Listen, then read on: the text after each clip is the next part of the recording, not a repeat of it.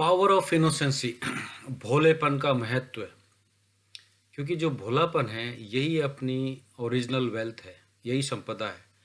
और भोलापन ही अपना true nature है। जब अपन बोर्न होते हैं और जब अपन नियर डेथ होते हैं तब भी भोलापन वापस लौट आता है।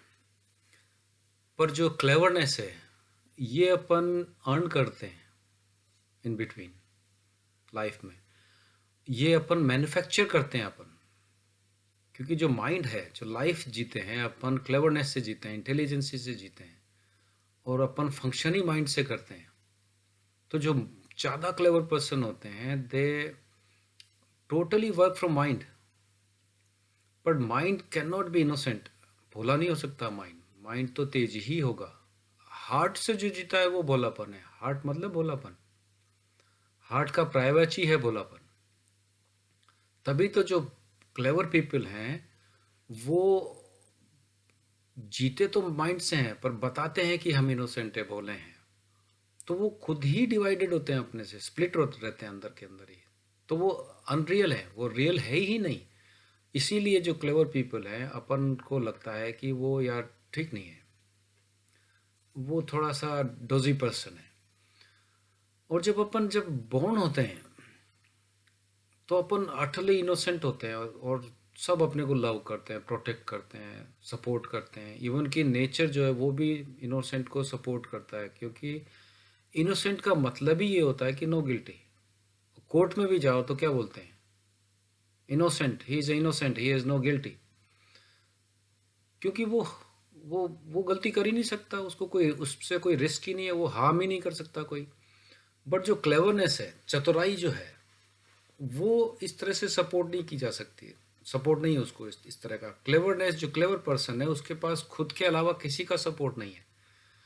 वो अकेला पड़ जाता है और ओवर द टाइम सब उससे दूर भाग जाते हैं।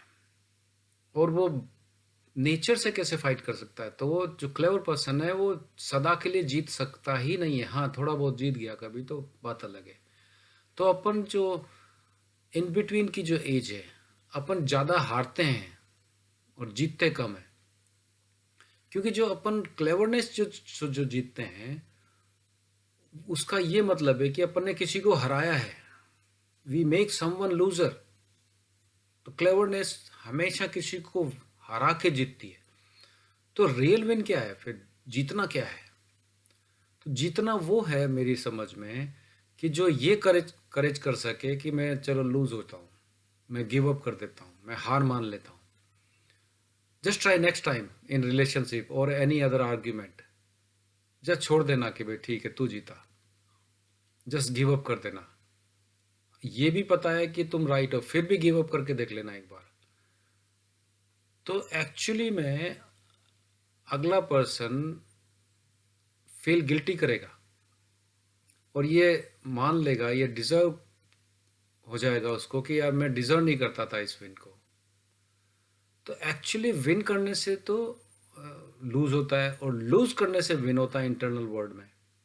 और यही अपनी संपदा है एक भोलेपन की।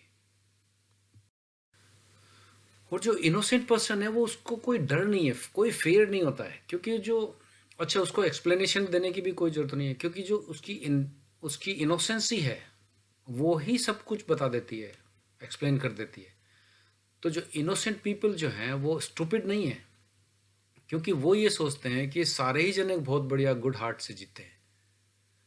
तो जो इनोसेंट पीपल है उनके कोई एनिमी नहीं होता है। और सबसे बड़ी वीकनेस क्या है एक ह्यूमन बीइंग की? मेरी नज़र में सबसे बड़ी वीकनेस है कोई ह्यूमन बीइंग की कि वो अब नॉन इनोसेंस हो गया है, इनोसेंट हो गया है, वो चतुर हो गया है। ये सबसे बड़ी वीकनेस है एक्चुअल में। पर दुनिया को लगता है कि क्लेवर होना बहुत बढ़िया बात है। पर इंटरनल वर्ल्ड में ये उल्टा है। इनोसेंट जो है वो द्वार है लव का, द्वार है ब्यूटी का।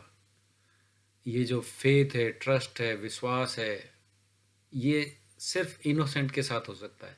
तभी तो जीसस कहते हैं कि अगर तुम वापस बच्चे हो सकते हो तो ही तुम मेरे किंगडम में आ सकते हो, हेवन में आ सकते हो।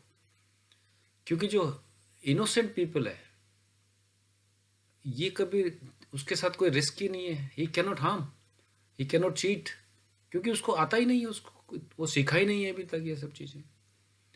पर जो अपनी इंटेलिजेंसी है, क्लेवरनेस है, कनिंगनेस है, ईगोनेस है, ये सारी की सारी प्योरिटी अपनी डिस्ट्रॉय कर देती है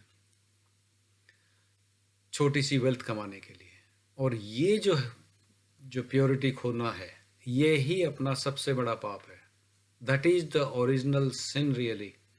बिकॉज क्योंकि जब अपन ये खो देते हैं, इनोसेंसी, भोलापन खो देते हैं, तो अपने पास चतुराई आ जाती है, अहंकार आ जाता है, कंक्लूजन्स आ जाते हैं, बिलीव्स आ जाते हैं।